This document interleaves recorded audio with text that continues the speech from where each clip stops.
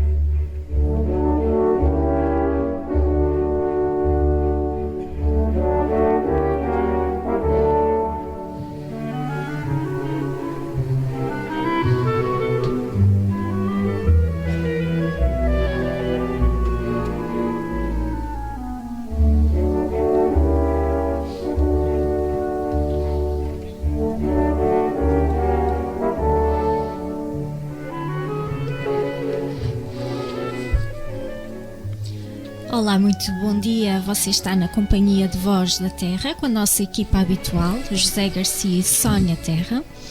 E hoje com a companhia de duas convidadas muito especiais que nos vêm falar de leitura, com a Paula Melo e Natal Machado. Muito bem-vindas. Obrigada. Nós iniciamos com este lindíssimo tema de Tchaikovsky que ainda estamos a ouvir, escolhido aqui pelo Zeca, e é um bom tema para ler, não é? Um tema muito, muito tranquilo, nos ajuda a relaxar. Qual é a importância da leitura para vós?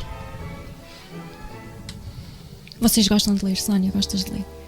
Eu gosto, mas confesso que perdi o hábito a dada altura, mas lia muito quando era mais jovem. É um hábito que tenho que recuperar. Gostam muito de ler, são leitores ávidos. Se calhar, no meu caso, poderia ser mais, confesso. Acabo por me dispersar um bocadinho por várias áreas e pronto, a leitura é uma delas. Mas talvez se fosse mais focada, lesse mais avidamente, ali como a nossa Paula. Eu de facto leio muito e desde sempre eu posso considerar que a leitura de facto é a minha paixão mais constante desde sempre. E de facto não vivo sem livros.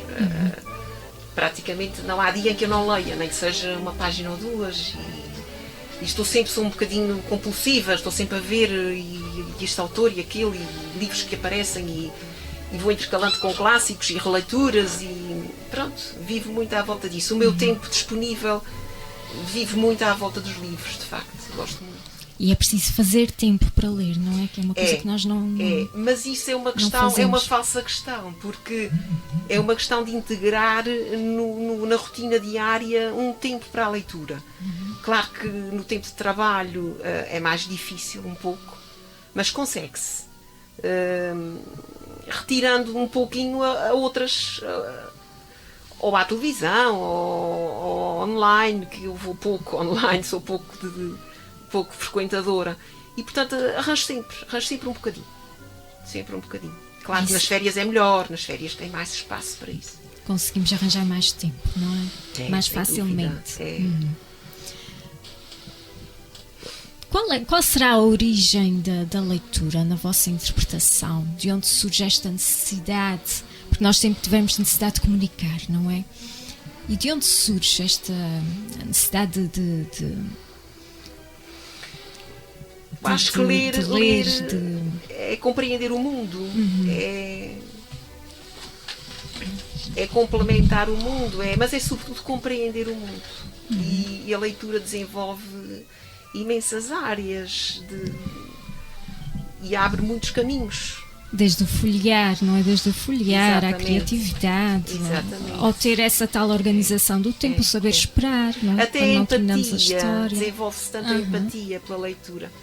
Porque Exatamente. as personagens, quando nós estamos a ler um romance, por exemplo, e entramos dentro daquela história e torcemos por uma determinada personagem, e eu acho que isso, para mim, tem sido uma lição de empatia e de experiência e de...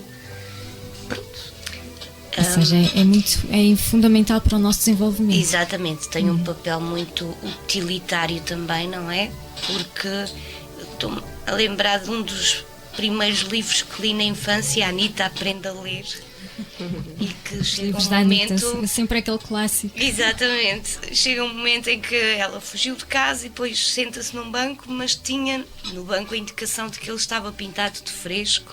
Como ela não sabia ler, não é? Ficou com a tinta toda, ou com o vestido todo sujo de tinta. Portanto, tem essa função utilitária, não é? De nos ajudar a resolver também situações do cotidiano, e para além disso, a literatura já é uma leitura lúdica, não é? De prazer, que também é muito importante na vida de cada um. Muito bem. E creem que hoje em dia nós estamos a incentivar as crianças a ler, ou cada vez se vai perdendo mais este hábito de nos sentarmos e lermos com as nossas crianças e mostrarmos o gosto pela leitura? Porque agora não é só a leitura pelos livros, não é? Também podemos ler nos tablets. Exatamente. Portanto, nós enquanto Não é a mesma instituição, coisa. não é? Exato. Não é a Enquanto mesma escola, e nós como coordenadoras da biblioteca, a Paula já foi e eu agora estou, mas nós tentamos, não é, promover o gosto pela leitura e criamos atividades nesse sentido. Uma delas é a Hora do Conto, que a Paula adora. Começamos com os mais pequeninos, não é? E depois, mesmo a nível de requisições de livros, nota-se que há professores que são também encarregados de educação e que levam livros para ler aos seus filhos, o que é ótimo, não é? Por acaso conhecemos uma colega que está inserida na Hora do Conto, que é a Ana Janeiro de Couto, que também devem conhecer, não é? Que também faz Um beijinho para ela já. essa leitura para as crianças. É educadora de infância e gosta muito de ler. Apesar de eu não perceber nada porque ela é de São Miguel. Não, estou a brincar. No caso, nós estamos muito bem servidos ali com a Paula, porque ela conta coisas deliciosas desses momentos. Tem sido... desculpa, ainda estava a falar. Não? Tem sido uma experiência fantástica. Há 3 anos que me foi lançado este desafio. Eu confesso que de início fiquei assim, mas porquê? Eu agora, mas... Enfim, e não é a faixa etária com que estou habituada a trabalhar, etc. Mas lá fui. Claro, tinha que ser, não é? E confesso que estou encantada. Encantada com tudo o que as crianças dizem, a antecipação de sentidos, a criatividade delas, a imaginação, a subtileza da compreensão do que não está visível. Eu fico perfeitamente encantada. E vou tomando notas. E se eu não posso esquecer disto, que isto é fantástico e tenho que tomar nota. E depois delicio-me a contar aos colegas e aos amigos algumas dessas histórias. Agora, o que eu posso vos dizer é que no primeiro ciclo, portanto, pré-escolar, primeiro ciclo, os meninos mais pequeninos, há quase como uma adesão natural à leitura. Porque há aquela curiosidade por inteiro, há todo aquele entusiasmo. Eles olham para nós com ávidos. E aquilo já é uma motivação fantástica. A partir do segundo ciclo, as coisas complicam-se muito. Porquê? Porque aí os meninos começam a ter aquela vontade própria, aquela adolescência a começar a aparecer. E, portanto, eles ficam um bocadinho arredados da leitura, segundo e terceiro ciclo. Mas eu acredito firmemente que se forem boas as sementes da infância, mais tarde eles voltam. e voltam aos livros. Tem que haver esse incentivo e, Tem que haver. esse exemplo, não é? Bem pequeninos, tem que começar bem pequeninos. Porque depois há ali umas idades em que nós, de facto, é muito difícil agarrá-los, com exceções, claro. Exato, nem que seja só aquele primeiro contacto de folhear, de ver as figuras. Porque depois eu acredito que regressa. Acredito sim, mesmo. Sim. Eu confesso que não sou um leitor ávido, não. A leitura, sempre que embrei na leitura, vir 1 ou 2 páginas e adormeço, é verdade. Que é muito bom, porque nós temos aquele hábito de ir para os tablets e telemóveis, mas o livro ajuda-nos a descansar. Sem dúvida. Para mim, a ler é tiro e queda. Mas em relação àquilo que falava-se há pouco, da questão do segundo ciclo, eu julgo que também foi um bocadinho vítima disso, ou seja, e é algo que eu já comentei noutras vezes, que eu julgo que é muito difícil cativar as crianças para a leitura quando se tenta cumprir um programa escolar, não é? Em que vamos dar os Maias e os Lusíadas, e eu julgo que é uma literatura, não é? Se calhar um bocadinho difícil, não é? Ou seja, não há os miúdos nessas alturas já têm alguns interesses, não é? Em leituras e julgo que não é de todo os clássicos não são de todo o meio de cativar a leitura nos mais novos, ou seja, se calhar deveria-se exatamente cativar primeiro o gosto pela leitura com temas mais próprios para a idade, e só depois regressar aos clássicos quando já existe um gosto pela leitura, quando já existe um maior discernimento para retirar proveito dos grandes clássicos. Eu aí não sei se concordo consigo. Eu sinceramente, eu acho que... adorei os Maias, já agora. Também eu. Os Maias, eu penso que é mais a questão, e aí é o grande desafio posto do lado dos professores. Eu acho que o desafio é muito nosso, que é como é que nós vamos abordar isto de maneira que chegue a eles. Não é fácil, não acho que seja fácil. E a Natal, que é professora de português, pode falar melhor sobre isto do que eu. Eu já dei umas aulas de português uns anos, mas agora... Teria que haver um twist. Eles são todos vampiros. Os Maias são vampiros. Eles eram irmãos e vampiros. Temos que arranjar estratégias. Agora, deixar de dar as obras nunca. Não acho. Mas acho que temos realmente que apostar como é que vamos trabalhar isto. Na forma de transmitir. Como é que vamos trabalhar isto de maneira que fique lá a curiosidade e a vontade de ir mais longe e até de ler outras coisas, etc. Mas a Natal poderá falar muito melhor sobre isto do que eu.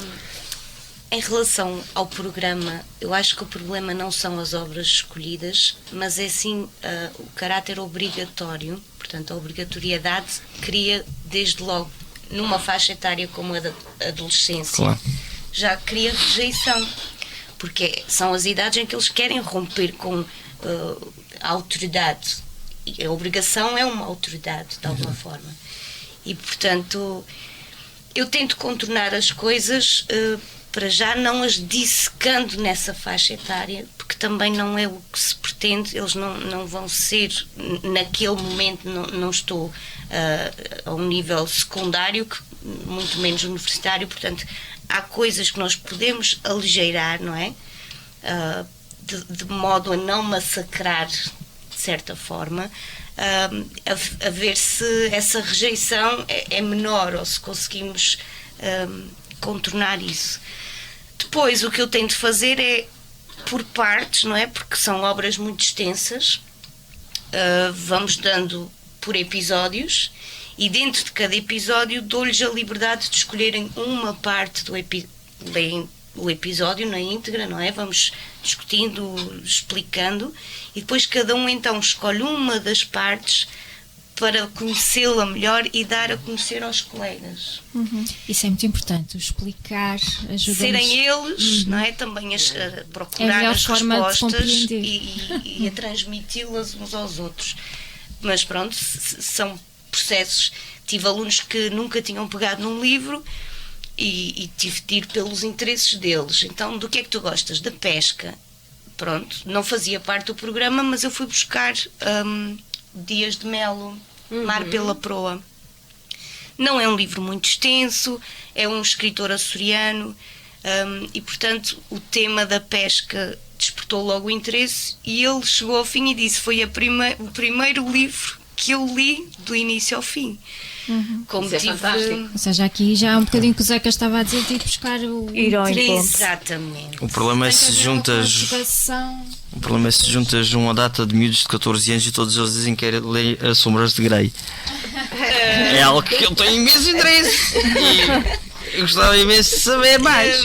Pronto, se calhar Isso vais que é o ter problema. tempo para isso, não é? Mas vamos descobrir outros interesses para já, não é? Tive outro caso de uma menina que gostava era de desenhar. Ok. E eu propus-lhe que, para a apresentação do livro dela, ela ilustrasse, fizesse as suas próprias ilustrações.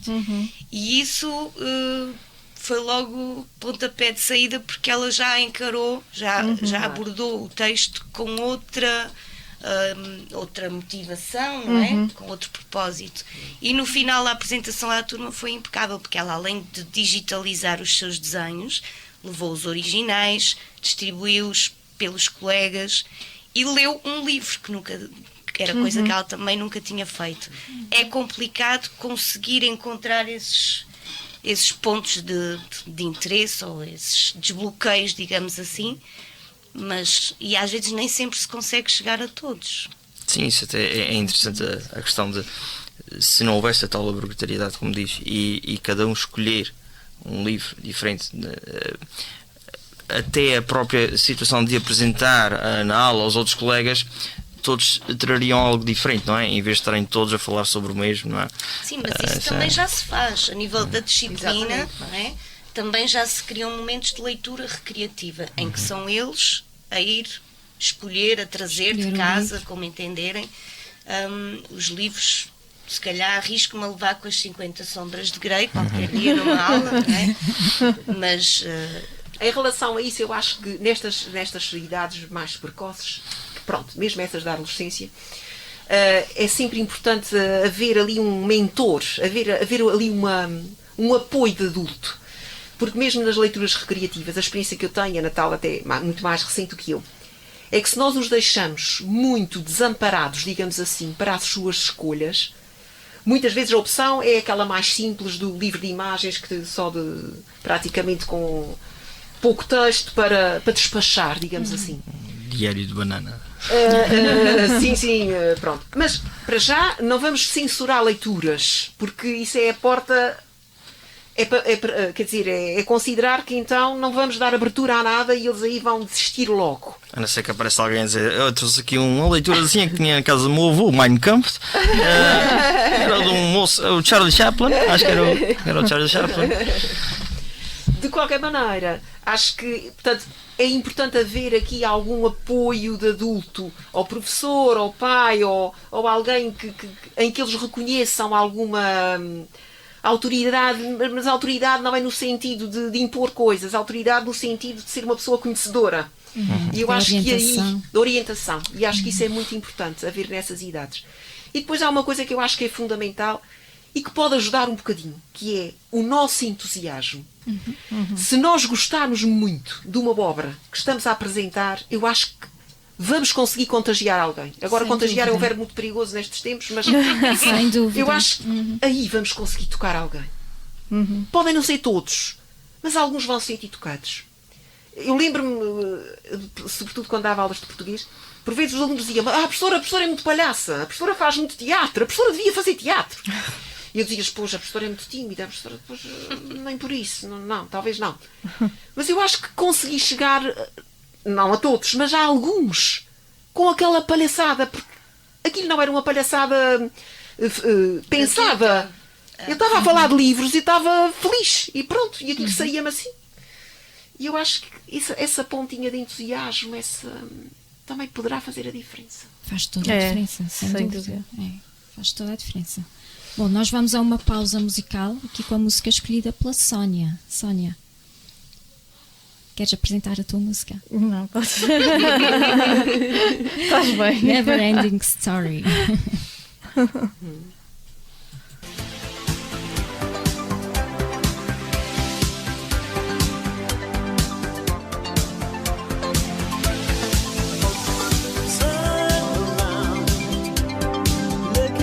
See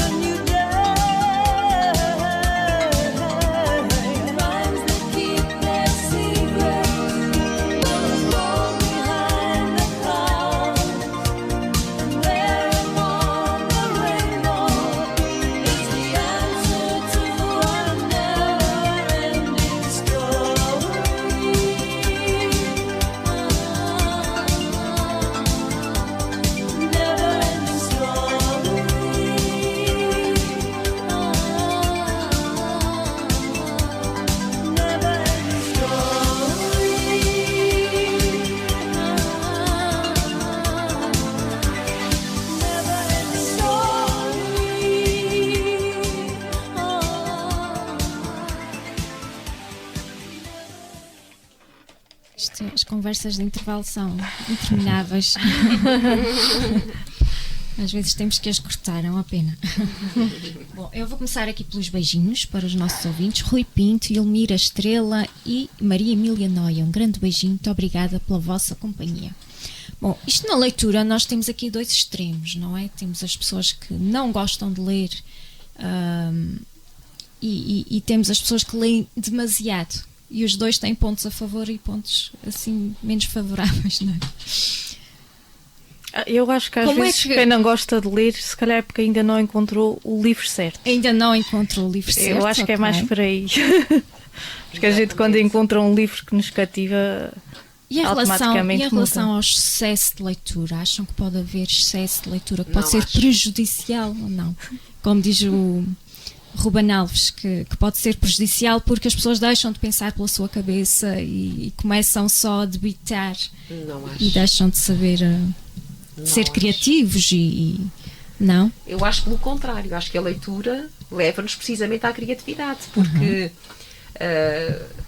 porque a leitura está sempre a desafiar-nos, a confrontar-nos. E depois também há uma outra questão, que é assim, por exemplo, acontece comigo, e penso que acontecerá com todos os grandes leitores, que é o seguinte: se um livro não me interessa, eu fecho o livro, sem qualquer problema. Não insistir, não é? insisto. Porque isso também não ajuda nada. E cada vez mais, isto também deve ser uma questão de idade, eu cada vez mais procuro livros que me desafiem, que me tirem da minha zona de conforto, que me levem para outros caminhos. Portanto, eu acho que não se pode falar em excesso de leitura, acho que se pode falar em leituras que escolhemos e que queremos fazer, ou então leituras que não escolhemos e não queremos fazer. Então não concordam, que se desaprender de pensar, não? Eu não concordo Eu nada acho com isso. que não. Nada. Aí- Pode haver alguma confusão e as pessoas pensarem que, por vezes, não é? Que estão a ter uma ideia original, não é? Sim, E se é isso, calhar talvez. o que estão a criar é algo a partir de uma sementinha, portanto já não é assim tão original, mas também dizem que já tudo foi inventado. Completamente. Mas o reinventar também é uma forma de criação, não é? É pegar nos ingredientes que já existem e dar-lhes novos sabores, novas cores. Mas É uma criação, é também uma forma de criação. Eu lembro-me que tentei porque depois houve certas condicionantes, não é, que me fizeram abandonar o projeto, mas cheguei a fazer pesquisa para uma tese de mestrado sobre essa de Queiroz e na altura parecia-me que já tudo havia sido dito, não é? Porque já há muita coisa escrita sobre o autor e a sua obra. E eu às tantas pensava, o que é que eu não tenho nada de novo a dizer, já parece que cada vez que eu penso, mas falta isto, e depois eu encontrava alguém que já tinha dito aquilo. Pronto. Já a pessoa tem mais pronto pegar por causa dos vários heterónimos, não é? Tipo, Mas mesmo no essa, acabei por perceber que tudo aquilo que havia sido dito, por mais diversificado que fosse, se calhar precisava de ser relacionado, combinado. Por acaso foi um autor que eu comecei a ler muito pequenina, porque os meus pais tinham a coleção completa, aqueles livrinhos de capa dura que eu adorava folhear aquilo, eram lindos. E foi logo dos primeiros com que eu contatei e era apaixonadíssima por aquela coleção. Não é? A Sónia confirma. Tu mais do que eu. também Eu tenho esses nunca livrinhos de fiz. capa dura. Também tenho, Eu adorava aqueles livros antigos. E termos estas bibliotecas em casa, este acesso, ajuda muito a criar esse bichinho, esse gosto. Aliás, é fundamental o espaço familiar, se tiver realmente o amor pelos livros e os hábitos de leitura, isso ajuda tanto a escola, isso é fantástico. Fantástico. Então, como é que nós podemos ajudar alguém a começar? Essas pessoas que dizem, eu não gosto de ler e não Eu quero acho ler. que Nós devemos tem a ver insistir ou devemos deixar? Eu acho que isso Porque existem outras formas de... É como aquilo que se falou aqui, o Zeca e a Natália há bocado, de encontrar o ponto de interesse porque há sempre um livro que vai lá ter, sempre. Há uma arrogância da pessoa que lê muito ou não? Isto é outra ideia assim. Eu acho que a arrogância Muito não está falada, muito diretamente difundida. Ligada à leitura. acredito que Há haja pessoas que personalidade. leem muito e que são arrogantes, Se acham mas também superiores, acredito que se acham superior à pessoa que não lê. pode Há algumas, acontecer. mas E também há outras não. pessoas que não leem e que se acham superiores a mim mesma, não é? A leitura simplesmente dá, Exatamente. a leitura simplesmente dá mais, ferramentas. dá mais léxico Pronto. e a pessoa. Pá, eu gosto, às vezes, em ambientes descontraídos e alguém me diz literalmente, literalmente não está bem, não está a ser bem usado, não está a ser bem emprego. Mas, isso é que pode ser realmente considerado arrogante, não é? Porque se alguém tem as ferramentas, a capacidade, o léxico, o língua, exatamente porque lê muito, e isso pode ser considerado, não é, arrogante, mas isso é só por quem não tem esse conhecimento. Por isso, mas não. E é preciso também lembrar que nem todos tiveram acesso a essas ferramentas por diversos motivos e que, se não as dominam, também podem não ser culpados, no sentido de podem não ter tido escolha, não é? Há situações da vida que levaram muitas pessoas. E antes a leitura era também para as pessoas com mais dinheiro, as mais pobres não tinham acesso aos livros e também durante no meu tempo, confesso que já havia a carrinha da Gulbenkian, não é? Que também apanhei. adorava a biblioteca. Exatamente. Não sei se vocês têm acompanhado uma série, um aquilo. documental na RTP2, que, como é que é? Ai, como é que se chama? Que tem a ver precisamente com bibliotecas itinerantes. E são Adorava. bibliotecários Eu já tinha. improváveis em várias partes do mundo que levam a leitura, por exemplo, aos sem-abrigo. Um episódio era sobre o sem-abrigo, outro era sobre as crianças, já não me recordo onde, mas que, portanto, não tinham possibilidade de chegar aos livros. A série é fantástica, são poucos episódios. Sobre essa questão da arrogância da leitura, permitam-me que vos leia aqui. Sim, Eu trago-vos sim. aqui 2 livros Ai, que de um bom. autor de que eu gosto imenso, que é o Alberto Manguel, que tem a ver com a leitura, precisamente. Um deles é mesmo Uma História da Leitura e outro é Embalando a Minha Biblioteca. Este senhor, neste momento, ele é diretor da Biblioteca Nacional de Buenos Aires e foi leitor de Jorge Luís Borges, do grande escritor. Quando ele chegou, ele leu para ele durante 6 anos, quando tinha 16 anos de idade. E estes livros são fantásticos, estão todos sublinhados, os meus livros estão todos escritos, sublinhados, são meus, e eu adoro-os. Eu Pronto. também gosto de riscar os livros. Tudo Adoro. escrito. E em relação a essa estava a falar essa questão. Deixem-me só ler-vos aqui um pedacinho, por favor. Há tanta perseguição aos leitores nos pátios das escolas e nos vestiários, como nas repartições governamentais e nas prisões. Praticamente em todo o lado, a comunidade de leitores tem uma reputação ambígua, que lhe advém da sua autoridade adquirida e do poder que lhe atribuem. Reconhece-se algo de sábio e frutuoso na relação entre o leitor e o livro, mas que também é vista como desdenhosamente exclusiva e exclusivista, talvez porque a imagem de um indivíduo enroscado a um canto, aparentando indiferença às andanças do mundo real, sugere uma privacidade impenetrável, um olhar egoísta e atos secretos. Sai e vai viver, dizia a minha mãe quando me via a ler, como se a minha atividade silenciosa contradissesse o seu sentido do que significava estar vivo. Muito bonito. Portanto, isto no sentido de facto que a leitura pode ter de facto essa conotação e as pessoas verem esse lado arrogante. Eu, pela minha parte, não vejo nada disso na leitura, não, sinceramente. Mas acredito que esta imagem possa ser de facto transmitida. Durante a Ainda. pausa, eu estava a comentar a questão dos professores, né, darem o gosto pela leitura. E eu estava a comentar, quando novo, tive um professor, na altura foi um professor de Geografia, que era o professor Miguel Monjardim. E na altura ele deu os primeiros passos naquilo que hoje em dia é a República, um grupo que muita gente conhece, que tem muitos miúdos e gostam de lá estar, e que envolve a parte do contacto com o meio ambiente, com a natureza, que ele também tinha muito essa vertente, e o gosto pela leitura. E eu acho que foi exatamente por causa disso que ele fez aquele primeiro contacto. Na altura fomos o primeiro grupo e nós juntávamos ao fim de semana no Bristol Institute. E e basicamente sentámos numa mesa redonda a falar sobre recortes da Newsweek, ou seja, cativar o gosto pela cultura geral. E depois, mais tarde, eu sei que ele fomenta muito a leitura de Homero e os clássicos. Mas isso, porquê? Isso para adressar exatamente a questão da arrogância, que é muitos miúdos, por simplesmente, ou por não se sentem bem ou porque não têm interesse, vão rotular os outros que assim o fazem exatamente como sendo arrogantes ou os nerds, não é assim? E realmente causa aquele mal-estar, e até aqueles que até poderiam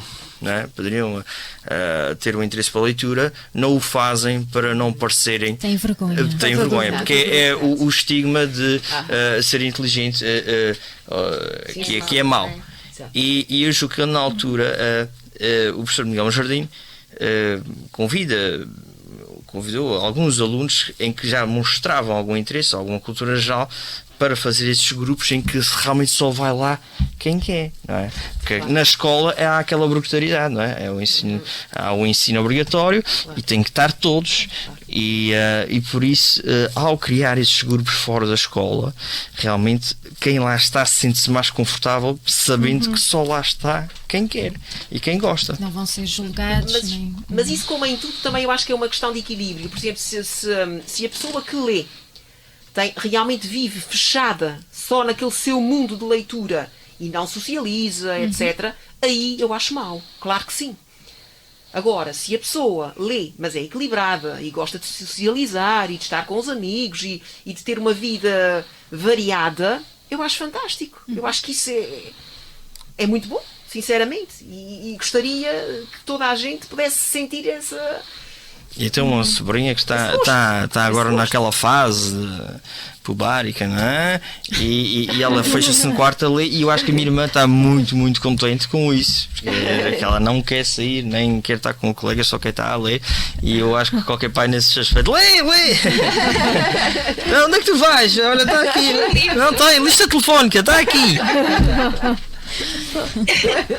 Eu ia só acrescentar que mesmo na escola também já, na nossa, pelo menos, temos o clube de leitura, e acredito que em muitas escolas isso também já aconteça, onde só vai aqueles que querem lá estar. Sim, exatamente. Alguns podem até perder o interesse e sair a meio da viagem, outros podem querer embarcar já a meio da viagem, mas as oportunidades existem, não é? Agora... Só queria acrescentar uma coisa que me lembrei agora, que é também em relação ao que se falou há pouco sobre o livro, a função do livro. O livro também é uma companhia fantástica. É uma companhia excelente. E se os adolescentes perceberem que nem sempre, por exemplo, estarão com os amigos, ora, por exemplo, agora neste confinamento, um livro é um companheiro fantástico. E nunca lhe falta a bateria. Exato, não falta a bateria. Podemos ir para qualquer lado. Não passa Covid, etc. Portanto, são companhias fantásticas. Eu tenho esse hábito. Tenho a consulta, eu levo um livrinho comigo, porque eu já sei que vou esperar um bocadinho, não é? Então eu levo comigo. Vamos à praia, vamos um livro. Pronto, às vezes até estamos com um amigo e é mais agradável estar a conversar com um amigo do que estar a ler, com certeza. Mas podemos ir sozinhos, não é? Quantas vezes acontece? Vamos um livro, nunca estamos sozinhos. Estamos sempre acompanhados. E o tempo não custa a passar, não é? Claro. Quando estamos a ler, podemos... De outra maneira estamos a pufar e frustrados. Eu ia dizer, há estudos que indicam que ainda há preferência pelo livro físico, não é? Mas mesmo para quem prefira os outros, não é? Outros meios... também é possível, claro. Não é?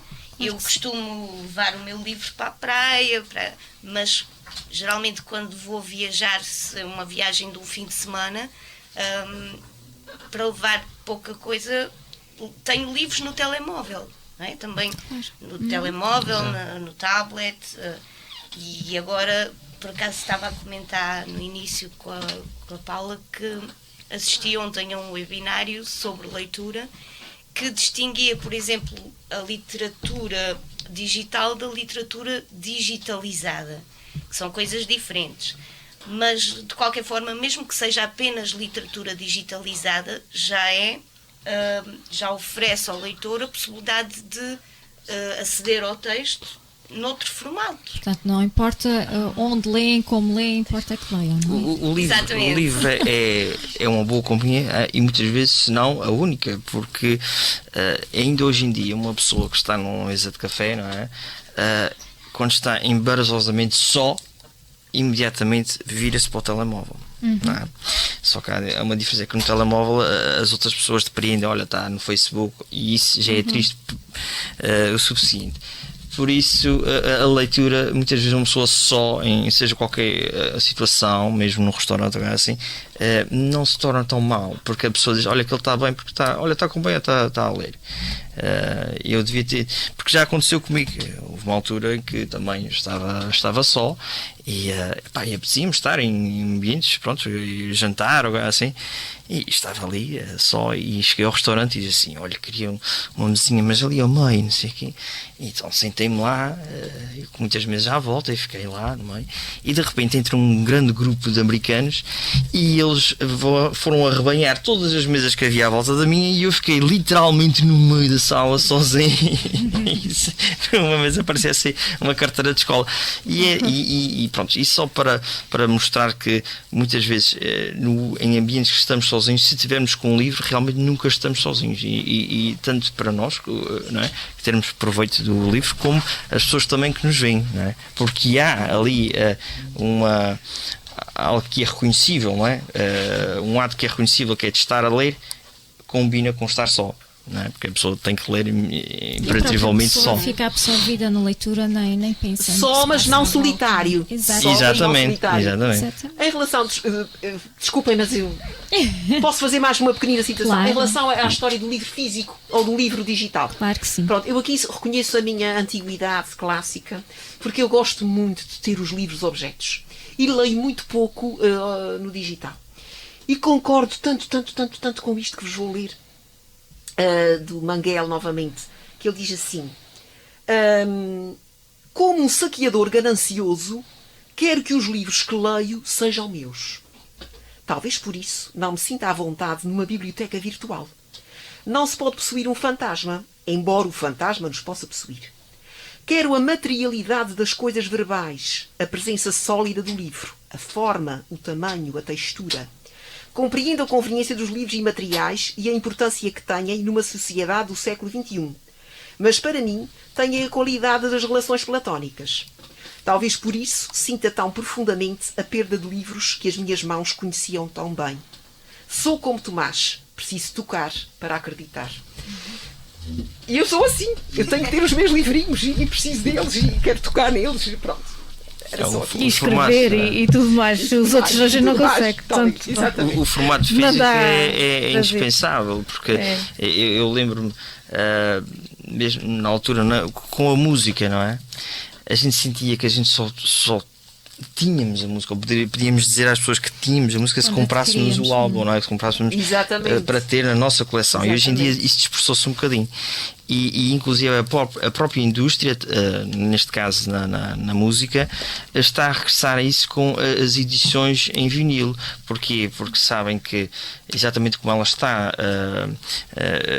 distribuída pelo mundo digital, que quem finalmente quer comprar em físico vai-o comprar em menos quantidades, mas com maior qualidade. Neste caso, o vinil, algo que é palpável e que é colecionável. Ou seja, o CD já é um intermédio que não se adequa, porque já a questão prática já está substituída pelo internet, e a questão física, então aí sim vale a pena regressar aos antigos vinis, que tinham pessoalmente até acho melhor som, e que é um artigo colecionável. E assim estão os livros também, não é? Realmente a pessoa nunca detém aquele livro se não o tiver na sua prateleira. Não há nada melhor do que gastar dinheiro em livros. Artigos de luxo. Exatamente. E eu confesso-vos que não gosto nada de emprestar livros. Isso fica feio. Mas eu não gosto nada de emprestar livros. Depois vêm estragados ou desaparecem. Eu, por exemplo, quero muito que um amigo que gostava muito que aquele amigo lesse aquele livro, eu ofereço-lhe com todo o gosto do mundo. Exatamente. Mas emprestar é uma dor que nem vos digo. É demasiado pessoal, não é? Bom, vamos a mais uma pausa musical, uma breve pausa, e voltamos já de seguida.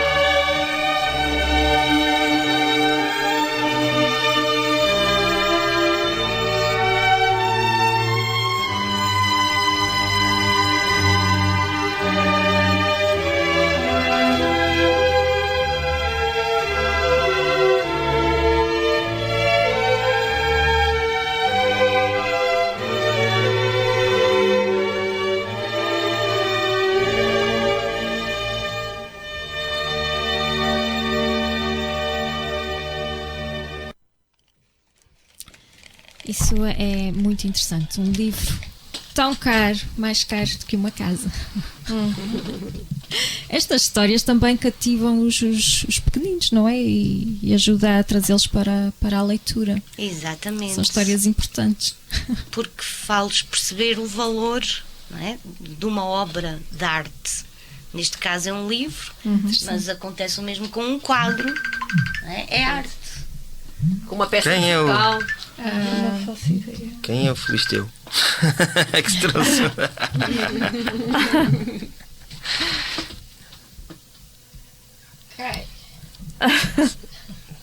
Está resolvido. Está resolvido. Bom, nós temos pouquinhos minutos antes de terminarmos.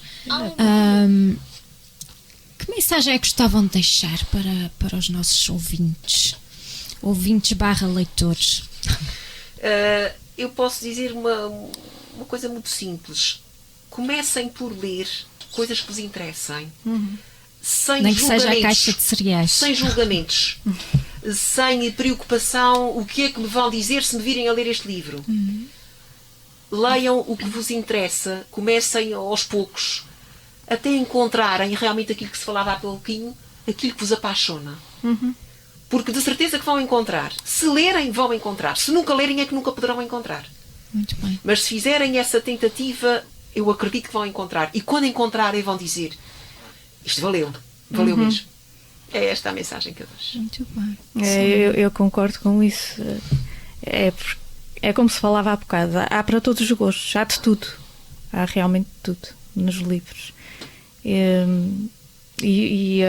Por falar em motivar para a leitura, há trabalhos muito interessantes também que tenho feito ao longo destes anos na minha área, não é? Das artes, e elas combinam-se, são todas arte, não é? De alguma maneira.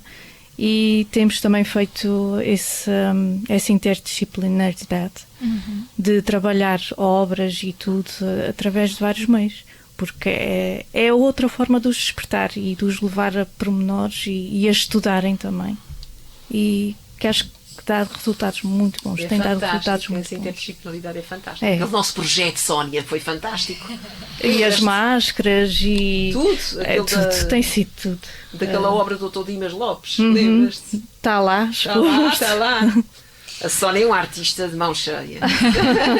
Por isso é que eu não podia deixar de pedir a colaboração dela, não é? Para dar um retoque, não é? Ao próprio espaço físico da biblioteca. Nós vamos trabalhar nisso. Vamos ver se é este ano. Vamos ver se é este ano. Fica muito bem entregue. Porque o próprio espaço, as cores, a relação. Porque ler imagem é leitura também, não é? Nós estamos a falar no texto, mas ler imagem também é leitura. E portanto queremos articular ambos os tipos de leitura para chegar a bom porto. Muito bom. E como nós vamos mudando ao longo da vida, os gostos pelos livros ou os interesses também mudam. Eu cheguei a dar exemplos aos meus meninos durante essas leituras recreativas em que eles é que escolhiam, e às vezes um dizia: vais ler isso ou vais apresentar isso. E eu dizia-lhes: se calhar hoje apresenta isso, se calhar noutra altura vai apresentar outra coisa. Eu comecei com os 5 da Enid Blyton, depois tive a Ilha do Tesouro. Eu tive uma paixão por aquele livro em particular, mas entrei na fase da adolescência, era o amor, era Flor Bela Estanque, era poesia, não é? Depois tive a fase existencialista de Virgílio Ferreira, que também foi uma coisa que me prendeu muito. Vamos evoluindo e vamos descobrindo outros interesses e naturalmente outros livros que nos acompanham nesse percurso. Portanto, procurem, não é? Vão procurando. Eu queria deixar apenas aqui algo para pensar, não é? Em que toca mutuamente na questão do poder do livro, não é? E o atual afastamento também da leitura, que é a Bíblia. A Bíblia é o maior best-seller de sempre. Tem um impacto a nível de poder político, geopolítico, não é? Que teve, mas atualmente ninguém lê a Bíblia. Eu digo isso porque a maioria das pessoas muitas vezes cingem-se a ir à missa e ouvir as passagens que o padre lê, mas fazer aquela reflexão em casa, em ler a Bíblia, ou seja, eu sou cristão, mas atenção, eu li as regras do jogo, não é? Eu tomei a decisão de ser católico porque li e investiguei acerca disso. A Bíblia da minha mãe, porque tinha ilustrações lindíssimas, uma Bíblia muito antiga, assustadoras, mas muito cativante. Eu tenho esse projeto, mas ainda não lá cheguei. Eu tenho que dizer que independentemente da religião, a Bíblia é um livro riquíssimo. Claro. A nível de metáforas, de imagens, é um livro muito rico. E, portanto, independentemente de se ler por ser católico, é um livro e, portanto, tem valor próprio. Independentemente de ser um best-seller por questões religiosas, poderia ser por questões literárias. Completamente. Mas eu apenas mencionei a Bíblia exatamente por uma questão das pessoas fazerem uma reflexão, que é falando-se de livros, um livro como a Bíblia, seria de esperar que as pessoas que vivem a sua vida ou defendem ou que se reconhecem numa determinada religião como é a católica, não é? Que o pudessem fazer com conhecimento e, neste caso, lendo a Bíblia de fio para fio, não é? Para tirarem as suas próprias conclusões, para perceberem de onde é que vêm as suas interpretações. Há quem leva a letra e sem é muito dúvida. perigoso. Exatamente. O problema é que quando nem leem, né? em que se seguem, ou seja, que reagem ou fazem as suas escolhas de forma cega porque não o leram. Mas isso seria importante também em relação à Constituição Portuguesa, por exemplo. Correto. Eu ando a dizer à Sónia, muitas vezes já falamos sobre a questão da educação, que acho que há tempo suficiente, não só para os miúdos darem o programa, mas tinha muito, por exemplo, a nível da questão da cidadania, não é? Todas as pessoas, para serem cidadãos, têm que saber os seus deveres, mas também têm os seus direitos. Ao contrário, os seus direitos, mas têm que saber os seus deveres. E é inadmissível a sermos considerados adultos e não sabermos preencher um IRS ou seja, o código, até o próprio código de estrada, a gente dá-nos apenas uma pequena versão para passarmos a carta.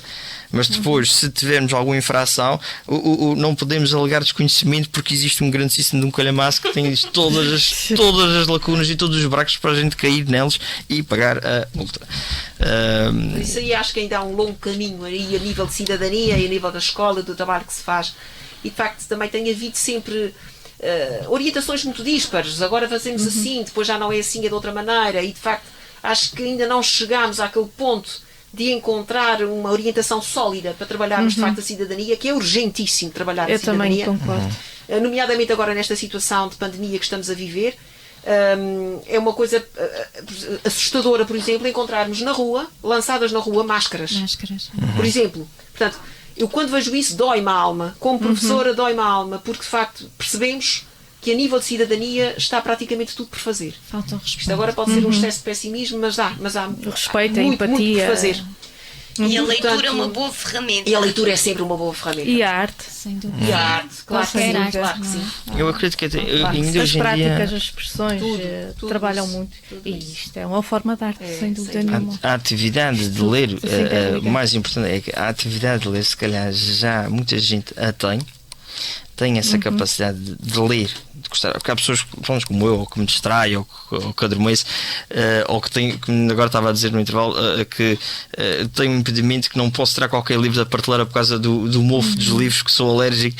Mas há pessoas que têm intrincado a capacidade de ler e muitas vezes cingem-se a livros técnicos, não é assim? Zeca. E é apenas uma questão de. Não é? Mas isso também é leitura. Temos mesmo que terminar isto.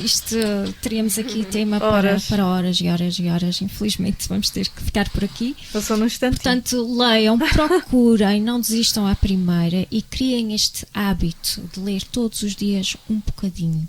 É fundamental para a nossa construção como pessoas.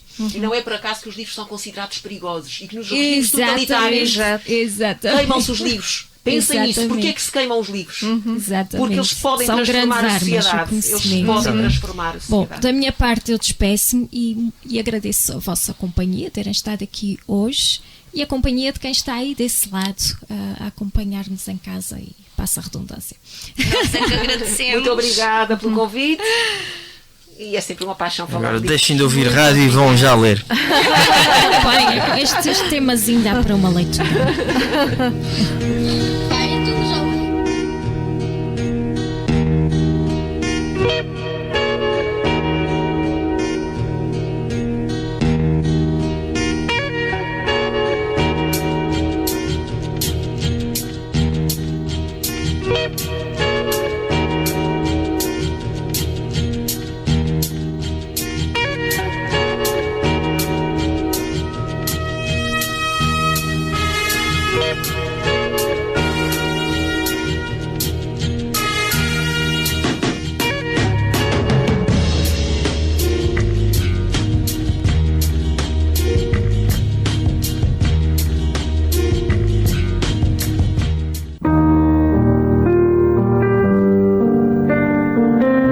Voz da Terra, um programa sobre vivências, bem-estar e encontros.